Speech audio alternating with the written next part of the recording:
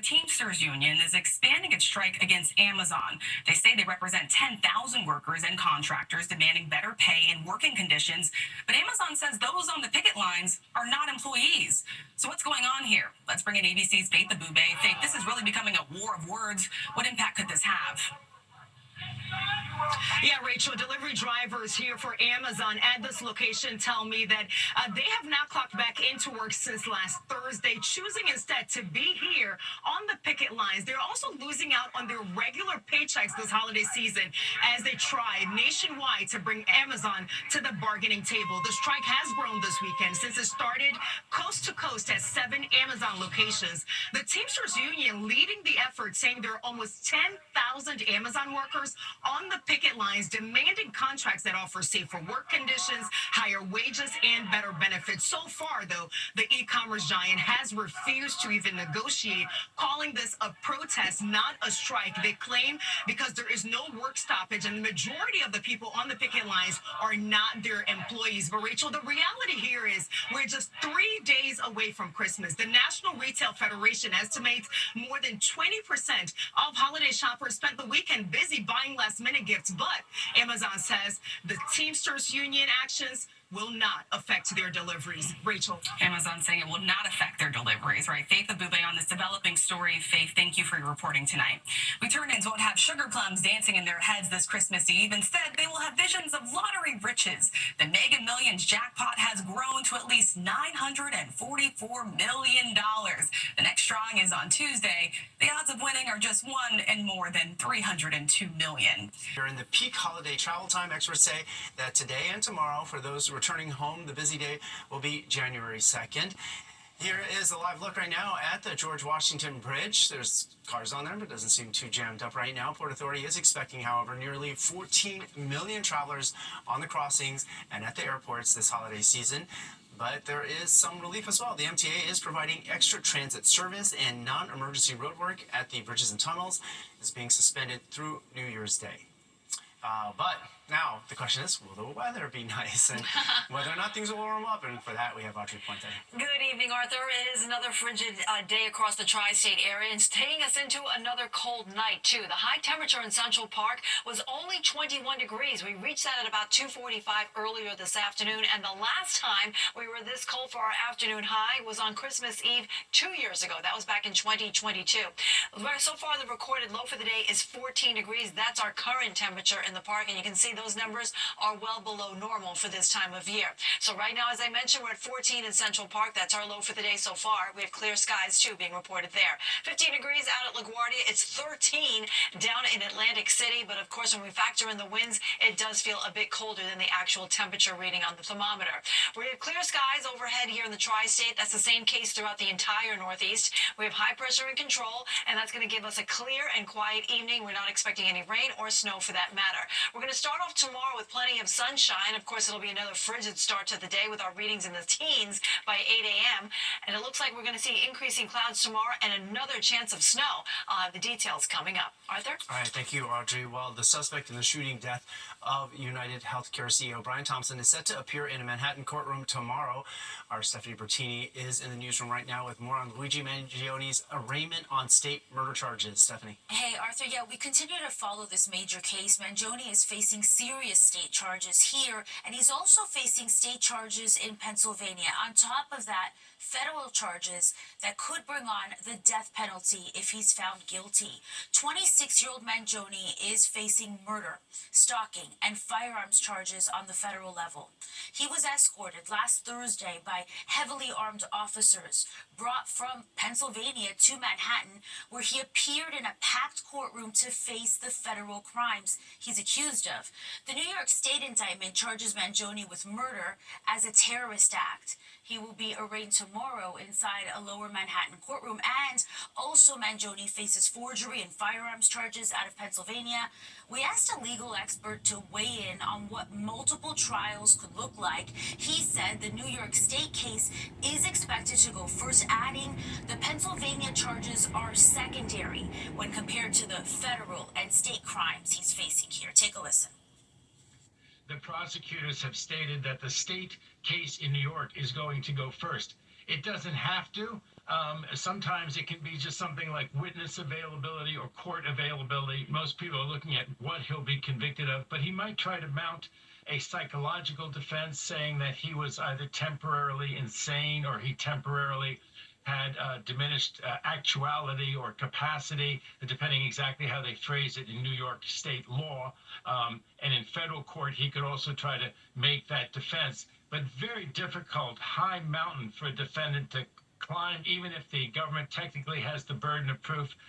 Just jurors do not accept that readily. It's alleged Mangione shot United Healthcare CEO Brian Thompson on December 4th outside a Manhattan hotel. Police searched for Mangione, eventually arresting him after he was spotted at a McDonald's in Pennsylvania. Prosecutors say Mangione demonstrated hostility toward the health insurance industry and wealthy executives. Mangione is being held without bail at the Metropolitan Detention Center in Brooklyn. We've been on this developing story since it broke. We'll continue with team coverage at the courthouse tomorrow. Arthur? Indeed. All right. Thank you very much, Stephanie. Well, the House Ethics Committee is expected to release its report on former Congressman Matt Gaetz tomorrow as well. According to a report by CBS News, the bipartisan committee spent nearly 4 years investigating allegations against the Florida Republican. He was accused of illicit drug use while in office and sexual misconduct with minors. Gaetz dropped out as President-elect Trump's Attorney General nominee. He had already resigned from Congress. Gaetz denies any wrongdoing. A renewed call to make sure 9/11 first responders are taken care of. We're calling on the senators and Congress people that have made their promises to honor what everyone has said, to never forget. Why these first responders are now renewing the push for funding. And was the deadly Christmas market attack in Germany avoidable? The warning officials received a year ago. Tina Cervasio joins us now with a look at what's coming up tonight. You're watching the 10 o'clock news. German authorities say they received tips last year about the suspect in the deadly Christmas market attack. Authorities have not released his name, but identify him as a Saudi doctor who arrived in Germany in 2006. After the tip-off from Saudi Arabia in November 2023, officials said it led authorities to launch appropriate investigative measures, but says he was not known to have committed any acts of violence, and the warnings were not specific. 4 women and a 9-year-old boy were killed when a man drove into a crowd of holiday shoppers on Friday night. 200 other people were injured. More than 23 years after the September 11th attacks, members of the FDNY are still fighting to fund health care for illnesses acquired during the response to the tragedy. Fox 5's Meredith Gorman has their story. New York City Fire Department unions are calling for the restoration of funding to the James Zadroga 9/11 Health and Compensation Act after it was left out of Congress's funding on Friday. The act guarantees medical treatment for first responders, firefighters, and survivors who helped with the recovery efforts following the World Trade Center attack. It also provides financial compensation for those who suffered injuries, illnesses, or death as a result. We're calling on the administration that's coming in. We're calling on the senators and Congress people that have made their promises to honor what everyone has said, to never forget. The Zadroga Act first passed in 2010 and was thought to be permanently funded to help those who were on the front lines of 9/11. And now, due to budget negotiations in Congress, it may not get the necessary funding. More than 20 years since 9/11, FDNY officials are pleading for help from the federal government.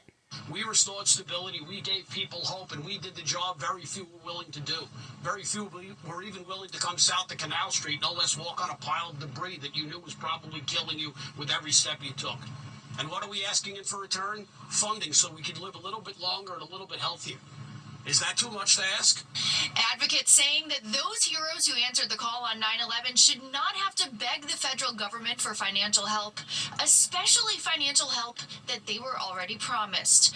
Reporting from Lower Manhattan, I'm Meredith Gorman, Fox 5 News. Audrey Puente is up next with the frigid forecast, and later, why a superhero needed to be rescued out in Colorado.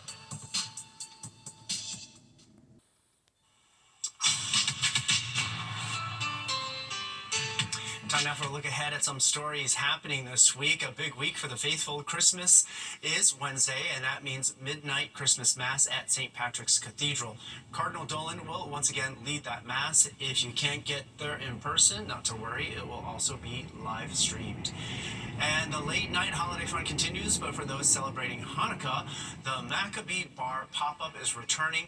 This year, the Hanukkah themed bar will be at the Walker Hotel on Walker Street in Lower Manhattan. It is a place where you can enjoy a latke and special cocktails. Hanukkah begins Wednesday, the same day as Christmas this year, and ends January 2nd. And Wicked fans, get those vocal cords ready. AMC Theaters had band singing by audience members, but on Christmas Day, about 1,000 theaters across North America will actually welcome fans to let loose and sing along during the hit movie. And even the IRS is in a good mood. About 1 million taxpayers will automatically receive special payments of up to $1,400 from the IRS in the coming weeks. The IRS says it's distributing more than $2 billion to taxpayers who did not claim a recovery rebate credit on 2021 tax returns. The rebate was part of the U.S. government's financial response to the COVID-19 pandemic. The money will be directly deposited into eligible people's bank accounts or sent in the mail by a paper check. We're going to be right back, but first let's take a look at what we need to know about tomorrow's community.